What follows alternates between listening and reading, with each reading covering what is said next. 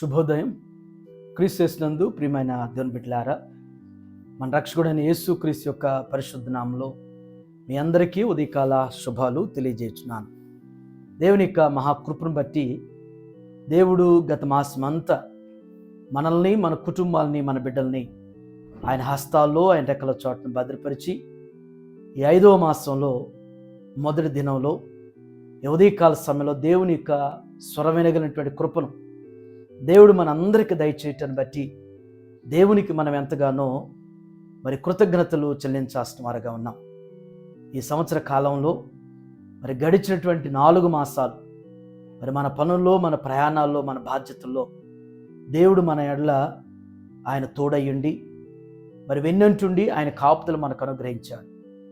ఈ 5వ మాసంలో మనందరి పట్ల దేవునికి ఉన్నటువంటి ఆ గొప్ప ప్రేమను బట్టి, ఆయన యొక్క ప్రణాళికను మన పట్ల స్థిరపరచడానికి దేవుడు మన ఎడల ఆయన ఎంతగానో వాత్సల్యత కలిగి ఉన్నాడనేటువంటి సత్యాన్ని ఉదయకాలం మనందరం కూడా దృఢమైనటువంటి నిశ్చయిత, నిరీక్షణ కలిగినటువంటి వారుగా ముందుకు సాగాల్సినటువంటి వారుగా ఉన్నాం. ఈ దినం మన టీఎల్సీ దిన ఆహారంలో దేవుని యొక్క వాక్యాన్ని మన జ్ఞాపకం చేసుకున్నాం. యెహోషువ గ్రంథం 1వ అధ్యాయం 2వ వచనాన్ని మనం చదువుకుందాం. కాబట్టి నీవు లేచి, నీవును ఈ జనులందరూ ఈ యోర్దాను నది దాటి నేను ఇశ్రాయేలుకి ఇచ్చున్న దేశమునకు వెళ్ళుడి. దేవుని బిడ్డలారా, ఈ ఉదయకాల సమయంలో దేవుడు శ్రేష్టమైనటువంటి వాగ్దానం చేత మనకి జ్ఞాపకం చేస్తూ మనతో మాట్లాడుతున్నారు. ఆనాడు మన పితరులకి దేవుడు ఏ రీతిగా వాగ్దానం చేశారో, ఆ వాగ్దానాల్ని దేవుడు ఏ రీతిగా స్థిరపరిచి నెరవేర్చాడో, మనందరి జీవితంలో కూడా దేవుడు అట్టి వాగ్దానాన్ని స్థిరపరిచేవారు. దేవుడు మనలాగా మాటిచ్చి తప్పేటువంటి వారు కాదు. ఆయన మాటిచ్చారు అంటే, ఆయన వాగ్దానం చేశారంటే మన పట్ల నెరవేర్చేవారు, మన పట్ల స్థిరపరిచేవారు. ఈ భాగంలో మీరు గమనిస్తే, కాబట్టి నీవు లేచి అన్నటువంటి మాట జ్ఞాపకం చేయబడింది. నీవు లేచి.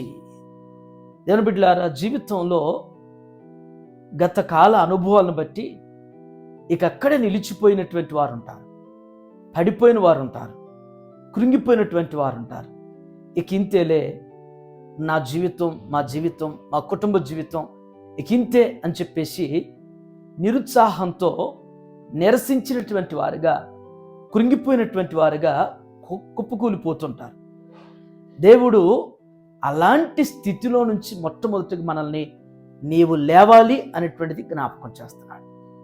యెషయా గ్రంథం 60వ అధ్యాయంలో కూడా లెమ్ము తేజరిల్లుము అనేటువంటి మాట జ్ఞాపకం చేయబడుతుంది. నీవు యెషయా ప్రవక్త ద్వారా 61వ అధ్యాయంలో తన బిడ్డలైనటువంటి వారికి జ్ఞాపకం చేసేటువంటి ప్రవచనాలు అవి.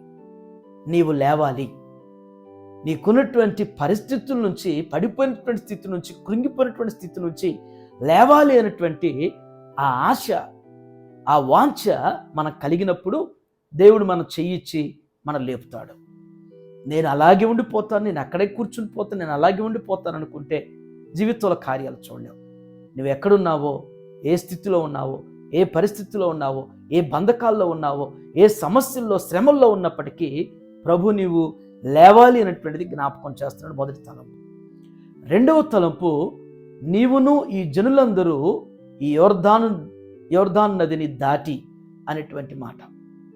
యోర్దాన్ను దాటాలి. ఇటువంటి మనం ఉన్నాం.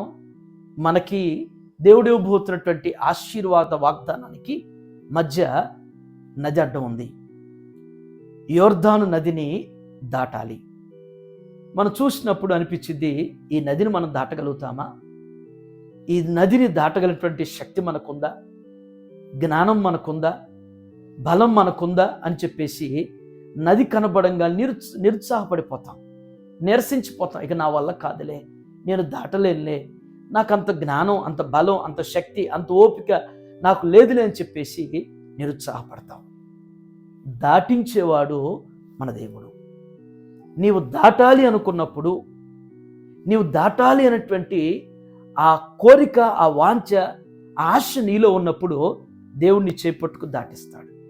నీకు ఎరుకో గోడలు లాంటివి కనపడ్డా, బలమైనటువంటి గోడలు, ఎరుకో గోడలు, ఎర్ర సముద్రం లాంటి సముద్రాలున్నా, యోర్దాన్ లాంటి నదులున్నా కానీ వాటిని క్రోలదోసేవాడు, వాటిని దాటించేవాడు మన ప్రభు.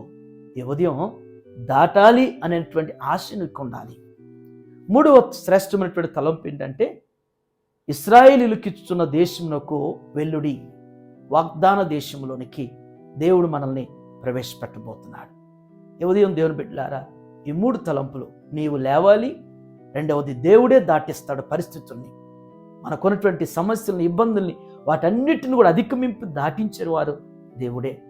మూడవది, మన పితరులకి ఏ వాగ్దాన దేశం ఇచ్చాడో దేవుడు అట్టి వాగ్దానాల చేత, అట్టి ఆశీర్వాదాలకు వారసులుగా దేవుడు మన జీవితంలో స్థిరపరచగలరు. అటు రీతిగా ఈ 5వ మాసం మొదటి దినంలో దేవుడు ఈ వాగ్దానాన్ని, ఈ ఆశీర్వచనాలు మనందరి జీవితాలు, మన బిడ్డల జీవితాలు, మన కుటుంబాల్లో స్థిరపరచును గాక. ఆమేన్. ప్రార్థన చేసుకుందాం. సకల ఆశీర్వాదములకు కారణభూతుడైన మా ప్రియ పరలోకపు తండ్రి, మీకు వందనాలు ప్రభువా. ఏ ఉదయమైనా శ్రేష్టమైనటువంటి వాగ్దానం చేత మాతో మీరు మాట్లాడినందుకు వందనాలు తండ్రి. ఎందరైతే నా ప్రభువా మరి గత మాస అనుభవాలను బట్టి నా తండ్రి, గత కాల పరిస్థితులు బట్టి నా తండ్రి కృంగిపోయి నిరసించి, దేవా ఇక ముందుకు వెళ్ళలేనటువంటి పరిస్థితుల్లో కుప్పగూలిపోయినటువంటి వారు, కృంగిపోయినటువంటి వారిని మీరు లేవనెత్తుతున్నటువంటి దేవుడిగా మాతో ఉన్నందుకు వందనాలు అయ్యా. వారు లేవాలనేటువంటిది, వారిలో ఆసక్తిని, ప్రేరేపణ మీరు దయచేయమని ప్రార్థన చేస్తున్నాను అయ్యా. యోర్దానును దాటించేవారు మీరు నా ప్రభువా. మా ముందున్నటువంటి ఎరుకో గోడలు కావచ్చు, మా ముందున్నటువంటి ఎర్ర సముద్రం కావచ్చు, మా ముందున్నటువంటి యోర్దాన్ నదులు వంటి నాయన, వాటిని దాటించేవారు మీరు కాబట్టి నా ప్రభువా, దాటాలన్నటువంటి వాంఛగలిగినటువంటి వారుగా, ఆశ కలిగినటువంటి వారుగా మేమందరం కూడా అట్టి విశ్వాసంతో, నిరీక్షణతో ఉన్నట్టుకు సహాయించారు. మా పితరులకి ఎట్టి వాగ్దాన దేశం ఇచ్చారో, ఎట్టి ఆశీర్వాదాలకు వారసులుగా చేశారో, మా జీవితంలో కూడా ఎట్టి చేయబోతున్నందుకు వందనాలు చెల్లిస్తూ, ఈ మాసంలో నాయన మా కొరకు, నాయన బిడ్డల కొరకు మీరు దాచి శుద్ధం చేసిన ప్రతి మేలులు, ప్రతి మహోపకారములు మీరు అనుగ్రహిస్తూ మీ కృపలో స్థిరపరచి బలపరచమని యేసునామములో ఈ ప్రార్థన మీకు సమర్పించున్నాను తండ్రి. ఆమేన్. God bless you all.